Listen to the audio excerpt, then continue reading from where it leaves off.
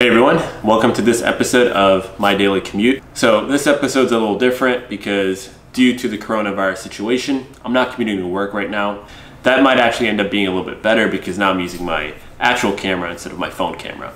But anyway, the topic for today is why MD-PhD instead of just doing an MD or a PhD. So I was actually asked this question earlier this week and I figured it'd be a good topic. But first, for those of you who are unfamiliar with what an MD-PhD program is, I just wanted to define it really quickly. An MD-PhD program is designed to train physician scientists, so people who have one foot in the clinic and another in the lab. And the way these programs are designed are such that students will go through 2 years of preclinical didactic training. Upon finishing that, they take their board exam, step 1, and then move on to the graduate phase of training. This takes about 3 to 4 years, although that can vary due to a number of different factors.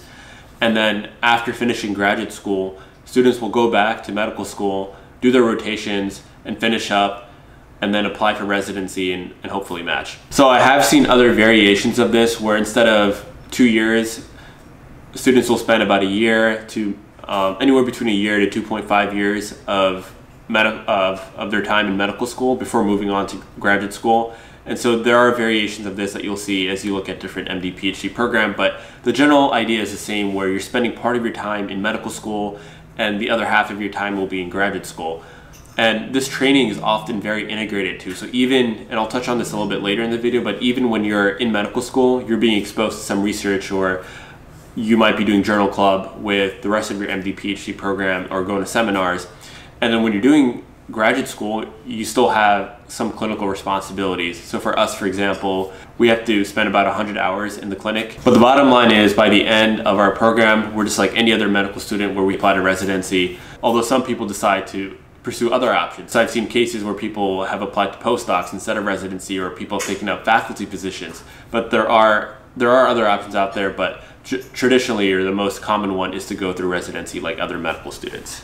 Now, I did mention earlier that a physician scientist is someone who has one foot in the clinic and another in the lab, but one thing I want to make clear is that there's actually a great deal of diversity in terms of the programs that you can pursue. Typically what you'll see are the more traditional biological science programs, so things such as neuroscience, microbiology, immunology, those sort of programs. But there are other types of PhD programs out there. So in my case, for example, I'm pursuing a program in bioengineering. I've seen programs that offer chemical engineering, even computer science. There's also the option to pursue programs in public health, statistics, epidemiology.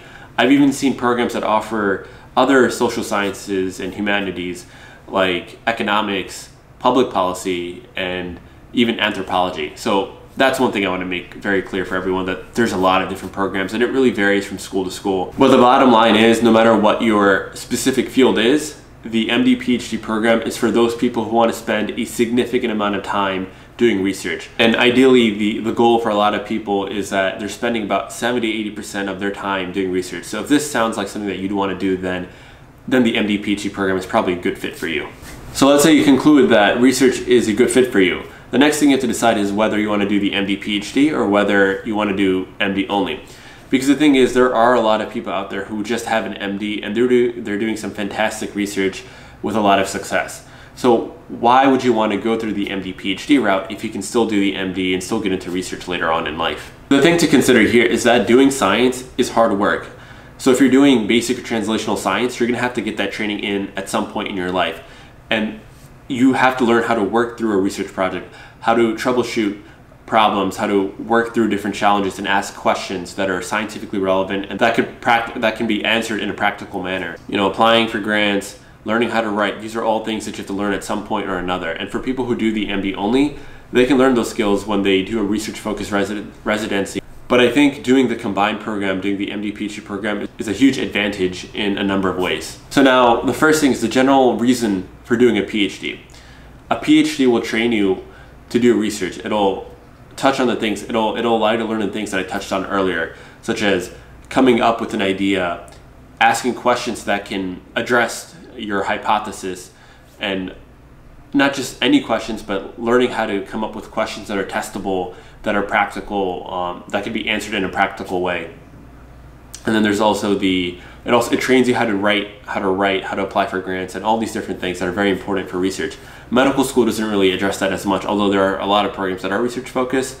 It's still not the same as doing a PhD. And the thing that was really big for me was that I wanted to do this training earlier in my career versus later. Doing a PhD is really the only time where you'll have 100% focus on your research, where there really won't be clinical duties or other responsibilities from work that can distract you. And the other thing to consider is that I had to consider is that I don't know where I'll be 10 years from now, and there are other things in life or family that I'll also be responsible for that could take away from my time, from the time that I could spend doing research. Right now, I'm younger, I have a lot less responsibilities, and I know that I can spend way more time on my research and improving my scientific development. So the second aspect that I wanted to touch on is that in the MD-PhD program, there's a huge emphasis on integrating science with clinical medicine, and you'll see this integration for nearly a decade of your life. In my case personally, in our program, in the first years of medical school, we have a journal club in which we're required to read papers and present the results, present our thoughts to each other. So I thought that was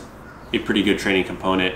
We also have seminars that we have to go to about every month or so. So there's still a lot of opportunities to see science while you're in the preclinical phase of medical school. And in graduate school, we have monthly case studies. We're also required to spend about 100 hours in the clinic. So there is that degree of integration there as well. And I think having that for 7-8 years, it's a great way to really establish that mindset of being a physician scientist. So now for number 3. You shouldn't be doing the MD-PhD program to save money or to avoid med school tuition, because the reality is that research is a lot of hard work, and also if you just want to be a clinician, in the long run, you're not really going to save money, and you might even lose some money if you think about it, because for every year that you're spending on the PhD, you're losing a year's worth of salary as a practicing physician. But then if you are someone who wants to do research and that's something you know you want to do, the reality that you have to consider is that when you get into research, you are taking a pay cut. You're not going to make as much money as someone who is purely who's purely working in the clinic. The problem here would be is that if you just did the MD only, you would still have to worry about your med school debt, about the interest that's accumulating on them, and then also the trade-off, the idea of taking a pay cut to do research. And so it can be a lot more stressful from a financial perspective. So the advantage here is that MD-PhD programs are free and they come with a stipend. And so if you are someone who is research oriented, there can be a huge financial benefit to doing the MD-PhD program.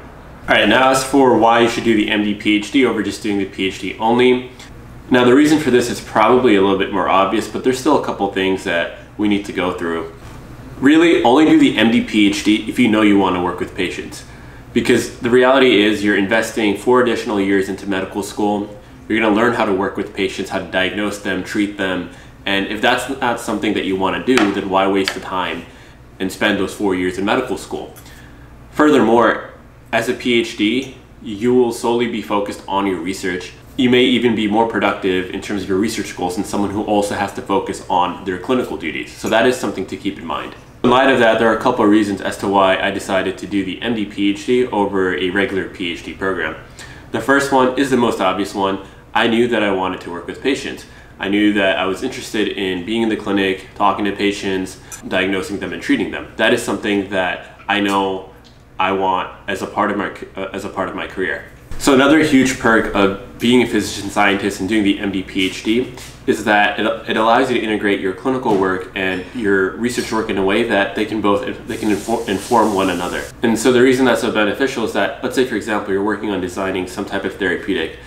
As a physician, you might be aware of some of the risk factors, comorbidities, contraindications that are found in the patients that you're developing this therapeutic for. There can even be other things such as knowing the socioeconomic background of these patients and using that information to design something that is actually practical for these patients. And those are examples of clinical knowledge that can come into play beyond just knowing the physiology of the human body. But overall, being a physician scientist can help you design your research in a way that it allows it to be more clinically relevant. So now another question that might come up is, how about doing the MD and the PhD separately? So there are actually a number of disadvantages to doing this route versus doing the combined program. The first is that MD-PhD programs integrate the graduate and clinical phase of training, and this is very beneficial for a number of reasons. Your medical school coursework, first of all, may count towards your graduate school requirements, so you actually don't have to do as much graduate school coursework, and that can shorten your timeline. The second is that there's usually a lot of support from the MD-PhD program administrators and program directors, and they are there to make sure everything is running smoothly. They keep you in check. They also, if there are issues that come up with the graduate school, they try to be there for you so that you graduate on time. So I think having a support system there is very important and a very big benefit of doing the combined program. Another disadvantage of doing it this way is that your medical school tuition will not be covered, so you still have to worry about paying off your med school loans later on in life. So to conclude, those are some of the reasons as to why I think doing the MD-PhD program is an advantage over just doing the MD only if you're someone who plans to become a physician scientist. If there's something that I didn't cover, or if you have any other questions, feel free to ask me. You can leave a comment below, or you can contact me via Instagram or my email, which should be in the description below. But otherwise, that's it for now. Thanks for watching, and I hope you will tune in next time.